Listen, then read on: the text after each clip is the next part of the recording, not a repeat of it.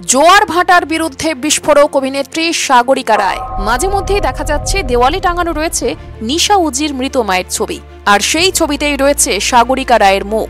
অথচ আশ্চর্যের বিষয় হলো সাগরিকা জানতেনই না। এইভাবেই কি তবে শিল্পীদের সস্তা করে দেওয়া হচ্ছে? রীতিমতো ক্ষোভ উগড়ে দিলেন অভিনেত্রী। সাফ কথা, শিল্পীদের সম্মান নিয়ে বাড়তি সতর্কতা দরকার।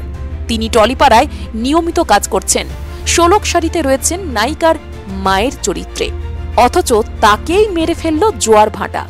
প্রশ্ন, এভাবে যখন তখন ছবিতে কি আদৌ মালা পরানো যায়? তিনি তো মরে যাননি। ব্যাপারটা যথেষ্ট অসম্মানের। যদি বন্ধুত্বের জায়গা হতো তাহলে বিষয়টা আলাদা, কিন্তু সাগরিকার পরিচিত মানুষরাই অনুমতির বালাই না নিয়েই অভিনেত্রীর মুখ ব্যবহার করেছে। ইন্ডাস্ট্রিতে প্রচুর স্ট্রাগল করেছেন বলেই তো আজ আমরা অভিনেত্রী সাগরিকাকে চিনি। সেই ক্ষেত্রে তার মুখ ব্যবহার করা হলে একটা মূল্য তো থাকতেই হবে, এমনটাই মত অভিনেত্রীর। আপনার কি মনে হয়, এটা কি উচিত কাজ হলো? লিখুন কমেন্টে।